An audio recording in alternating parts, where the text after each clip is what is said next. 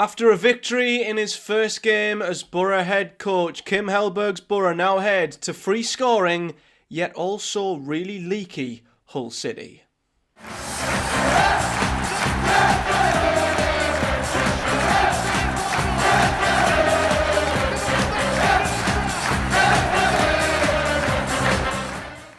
What is up, guys? Welcome back to another episode of the Project Boro Preview Show, where today we are discussing, previewing and predicting this weekend's Championship opener, because it will be Friday night under the lights as Middlesbrough head to the MKM, KCOM, MCM, whatever the hell they're calling it these days.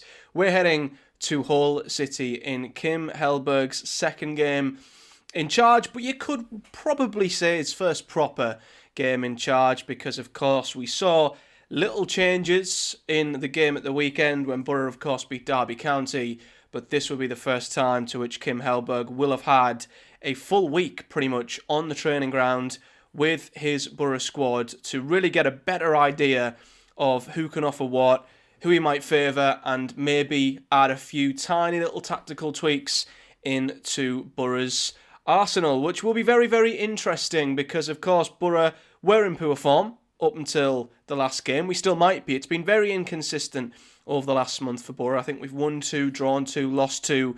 Despite sort of plodding along rather inconsistently, we still find ourselves somehow in second place just due to the inconsistent nature and competitiveness of the Championship. But as we know, we're heading into a really, really congested spell of fixtures now, and it's the perfect time to string a run of results together if you can. And this is the first time we'll probably see the fullness of Kim Hellberg's Middlesbrough at this stage in his tenure, with, of course, much more further developments and iterations going forward. But we are heading to a Hull side who are another really interesting side to look at. A very expansive side, very open side. They've scored 30 goals, they've conceded 30 goals. They're a side who I think have had the most goals combined in their games in the Championship, barring Coventry, of course, who that's probably because they've scored 50 themselves. But Hull games have often been absolute goal fests, both going for and going against. So it is a very dangerous but intriguing game, Hull City, because there's a huge chance they will score a goal or two themselves, but their record tells you they'll give you plenty of chances at the same time, which, well, will that benefit a Boro side that's been mostly defensively solid this season and hasn't been great going forward? Or will it be the perfect team for Kim Hellberg's Boro to play to really get our attack clicking and get some goals under the belts of a few players who desperately, desperately need them? We'll have to wait and see. But let's take a look at Hull City then, because, as I say, they're a strange side. They were having a very good time of it, especially in October. They'd won 4 of their 5 league games in October, going unbeaten in that run. They'd beat the likes of Sheffield United. They went to Birmingham and won, which is no mean feat. They beat Leicester at home. They drew to Charlton, went to Norwich and won, which everybody's done, to be fair. They've also beat Portsmouth in the last couple of games. A lot of their games are 3-2, both going for and against, which is absolutely crazy. But recent form, they have dropped off ever so slightly. Now, granted, they have just come off of a very, very big win, and a very impressive win at Stoke City, another side who've been right alongside us as sort of automatic promotion contenders early on in the season.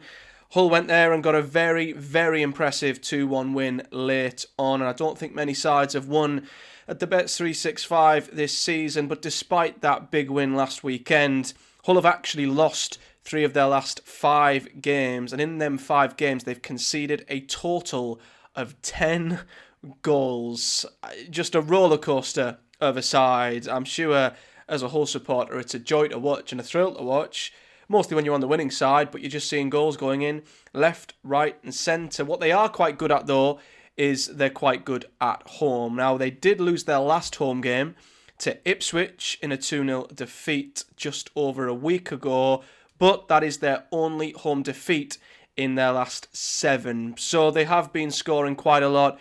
They have been also picking up enough points at home. They beat Pompey 3-2 at home. Of course, they drew to Charlton, but beat Leicester at home, beat Sheffield United at home. They beat Southampton 3-1 at home as well in September, so certainly by no means is it going to be an easy place to go. That currently then leaves them sat 8th in the Championship. 8 wins, 4 draws, 6 defeats, and as I mentioned, a whopping 30 goals scored and a whopping 30 goals conceded. It is absolutely crazy. As I say, the second most goals this season in their games, barring Coventry, who, well, to be fair, they've almost scored as many as that total. 50, of course. Absolutely mental. So to say Hull are open is an understatement, and this is backed up by their numbers, which are so interesting. So they have the second best attack in the Championship. 30 goals from 18 games is a very good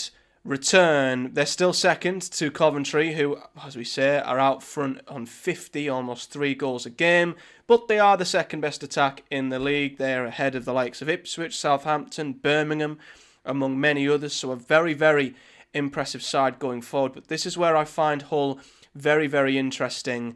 They are a side who are overperforming enormously both ways, essentially, and the data normally levels out over a season. Teams who start overperforming normally drop off, and teams who are underperforming usually gradually grow their way up the league. So as good as Hull's attack is, and as good as it's been up to now, I'm not convinced it's as good as the goal scoring column suggests, because they might be second for goals scored, but they're down in 8th for XG. Their XG is only 24.2. Now I say only, that's still more than decent, but that means they have overperformed their expected goals by 6, which is quite an overperformance. So they're still a top 10, top 8 side in terms of creatively, but I definitely do think they've been overperforming in front of goal, which, listen, if it continues, they're going to be in great nick, and a lot of low-quality chances will find their way into the back of the net. But, of course, if they stay there throughout the season, you'd like to think the goals will not keep going in at the incredible rate that they are thus far. You look at other attacking numbers, yep, they're 5th for shots on target, so they get a decent number of shots off, 7th for big chances. So, again, they sort of scream as a side who are in and around the playoffs, maybe just outside the playoffs as an attack, which is still good, but I am a little sceptical of them being the literal second best attack in the Championship. However, defensively, well, they're also right at the top of another leaderboard, except it's not a very good one, because they have the second worst defence as well. The second best attack, they also have the second worst defence. Only Sheffield Wednesday have conceded more goals than Hull City. They've conceded a whopping 30, and as I say, only Sheff Wed with 36 have conceded more. Everyone else of the other 22 sides in the Championship have a better defence than Hull City, which is absolutely crazy. And that means, as you can see, they also have conceded the most big chances in the league as well. They have the worst XG against numbers in the league, even worse than Sheffield Wednesday. They are outright at the top with an XG against of 35.9. Again, a massive overperformance defensively, because they've conceded 30, which is quite big and quite a large amount of goals to concede, but they should have actually conceded more. The data suggests they should have conceded around 6 goals more than they have, and it also suggests they should have scored 6 less goals than they have. So they're an attack that is maybe performing better than it should be, and a defence that is performing not as badly as it should be. It should actually be worse, and for a team who've already conceded 30 goals, if you're giving up an XG as high as what they are at the moment, you're going to be asking yourselves a lot of questions in terms of trying to balance that going the other way if they're going to concede as many big chances as they are, which does bode well for Boro. And when I remember watching them against Stoke, they were immensely open, especially on transition. And if there's one thing I will say about Boro, it is that we do tend to play very well up against teams who give us space. We've seen that against Ipswich, Birmingham, among others, especially at the Riverside. So if Hull give us space and time and we can counter them, I do think Boro will get themselves into positions where we'll create plenty of chances. I guess the big question around Boro and our weak attack is if we can actually finish them. Looking at some of Hull's standout players, there are plenty. There really are some very good players in this Hull City team. FootMob suggests they play with a 4-4-2, which is obviously a very interesting formation. There's quite a few names in there that Boro fans are familiar with. Matt Crooks is one of them. Ryan Giles is another. But there is one player right now who stands out above all of them, and that is Joe Gelhardt. He is on fire and is arguably right now the informed player in the entire Championship. I believe he's got 9 goal contributions in his last 7 Championship games. He is the Championship's 3rd highest goal scorer, I think behind only Carlton Morris and Brandon Thomas Asante. He's got 9 goals, and in the last 7 games, he's got 7 goals, and he's got 2 assists in that time as well. So he's been involved in absolutely everything from a Hull City point of view. Some of his finishing has been outstanding. Some of the positions he's found himself in creatively has been really good as well. So he is definitely the star man to look out for in this Hull side, which, credit to him, he's a player I've never really thought much about, never really rated. He clearly is in the form of his life right now, and is certainly someone in a purple patch who Boro are going to have to stop. However, a bit like with the Hull side going forward, he is also kind of overperforming as well. He's scored 9 goals, but Joe Gelhardt's XG and the chances he's had over the season so far only equates to around 5.2 XG. So he, like the Hull City attack, I guess as a group, as a combination, are all sort of performing above where they should be. But still, a player that Boro will have to massively look out for. We've also got Ryan Giles. He has returned to being back to his best, and if there's one team who knows all about that, it's us. Since that playoff season with Boro, we've never really seen the best of Ryan Giles. Of course, we never saw it at Luton. We didn't really see it when he came back to Boro on loan. His whole career, you'd probably say, Hull fans would agree, has been pretty underwhelming so far, but he's found his mojo again this season. He's got the most assists in the Championship with 7 already. That's the Ryan Giles we all remember, and we've got to be very wary, as we know, not to let him get too many free crosses in with that left foot of his, because it is absolutely ruthless. There also are reports, and I don't know how true this is, I'm sure Hull fans at their end will know more than me. There are reports that Ollie McBurney might be back for this game as well. Bad timing for Boro, because behind Joe Gelhardt, he's their 2nd highest goal contributor this season and probably their 2nd highest goal scorer. I think he's got 6 goals this season and 3 assists. So another really good player at Championship level, and a bit of a shithouse who will prove to be a nightmare for Boro's defence if he is fit and if he does play as well. So a huge asset back in the team potentially for Hull. And I think Liam Miller might also be in and around the squad. He's a very good player who I rate quite highly as well. So plenty of danger men to look out for from a Boro point of view, keeping Ryan Giles quiet, and of course trying to stop Joe Gelhardt from maintaining this ridiculous run of form that he has been on for the last 7 games or so.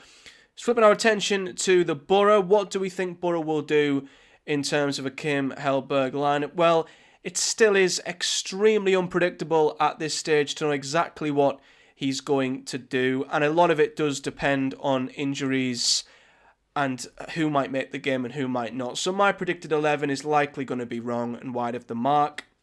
I think I've kind of gone with the 11 I hope we field, but I don't think it will be this, if I'm honest. We've heard Luke Ayling's injury isn't that bad. I think if he's fit, he goes straight back in, just to give us them bodies in defence. So I think he goes back in at right centre-half. I do think Bangura keeps his spot. I really do, and it might be a bit harsh on Matt Targett, but I saw a lot of good things from Bangura against Derby. I think he was man of the match, and he gave us something that I don't think we've had down that left-hand side all season. That was someone with genuine pace and width who is going to overlap the left-sided winger and get balls into the box, low balls into the box, which proved to be a real nightmare for Derby to defend at times. So the only thing that might stop him is just his fitness, easing him back in, being careful with his minutes. Of course, he'd only just come back after 2 years out against Derby. So that's the only reason why he might not play, and we might stick with Matt Targett. But if a fully fit Bangura can get through another 90 minutes and put in another performance like he did against Derby, he absolutely is in the team for me. The same goes for Aidan Morris. You know, I think if he's back fit, you put him alongside Hayden Hackney. I do think Alan Brown's form's dropped off a bit of late. You could still put him alongside Hackney or alongside Morris and push Hackney forward into the 10, but I do like Hackney a little bit deeper, and I think if Morris is fit, I'd like Aidan Morris to be back alongside him for this one. And then it is the front four where there are a lot of question marks around fitness and who is available. Now, I can't believe I'm saying this because a couple of weeks ago, I didn't want him anywhere near the team. But Morgan Whittaker has probably come out of nowhere as one of the players who simply has to start for Boro at the minute because he has got 3 goals in 3 games and is now our top goal scorer. And regardless of what you think of Whittaker, what he offers us on and off the ball, he's a confidence player, and I think when you've got a player like that who is scoring, you've just got to keep playing him and just hoping he just keeps carrying on this momentum and he keeps finding the back of the net. So I would like to see him start. I'm a little bit more sceptical on Hansen because I think he come off and his injury didn't look great against Derby, but he looked a brilliant option in that sort of 10 role, linking up the play really, really nicely. I thought he was really good, and I think he is definitely a Kim Hellberg player in them forward positions. So if fit, I would definitely start him again, and I'd start Riley McGree because, well, every time we've seen him since he's come back, he's probably been one of the best players on the pitch. So him coming in off that left, combining with Hansen, Bangura overlapping him, I think we could be on to a winner there. And then there's the striker. Now, I've stuck Conway in there again, and it's not because I've seen anything all that special from Tommy Conway, because I think there's equally just as much of an argument to take him out the team as there is keeping him in it. You know, he's not doing his confidence any good with his performances. He seems to be trying a bit too hard. I think the longer his goal drought goes on, the deeper sort of hole he's digging for himself. I absolutely see the worth in dropping him to the bench and bringing him off as an impact player. And I wouldn't be against doing that either. The issue I've got is I'm not convinced by any of the other options either. I think Strelets is still sort of getting up to speed. I'm not too sure what is happening there in terms of his level of fitness and where Kim Hellberg fancies playing him. And I've never really seen much from Cali Sen from the start either. He's very much been a decent impact player off the bench later on in games. So I think he'll stick with Conway, and I'd like to just hope, because he'll give up so many chances and so much space, this will be a chance for Tommy Conway to maybe end his goal drought in a game like this where it will be open, and you'd like to think he will get chances. And I do believe if he gets one, he might get more, and then this goal drought will be behind him. So this could be the game to give him another chance, but I absolutely see the value in giving him a break and taking him out of the firing line if possible. Finishing with my predictions. Well, you won't be surprised that I am predicting this to be a goal fest, because Hull games usually are, and I'd like to think because it'll be so open, we'll get lots of chances and maybe score a couple of goals ourselves. But Hull are a good side going forward. They've got some very good attacking players, some players who are really, really in form, and they've got some big names coming back as well. And I wouldn't exactly say Boro's defence has been as solid of late as it has been earlier on in the season. So I can see a reason for why they'll get a couple of goals. I can equally see a reason as to why we will. So I'm going to go with a Desmond, and I'm going to go Hull City 2, Boro 2. I honestly feel like this game could be anything but Hull, despite, I think, their data suggesting that they're not as good going forward as their goal suggests, and they're probably even worse defensively than what their already terrible defensive numbers suggest. I still feel like they're a team not to be underestimated at the same time. So, yeah, going there on a Friday night, I'm sure the atmosphere will be raucous.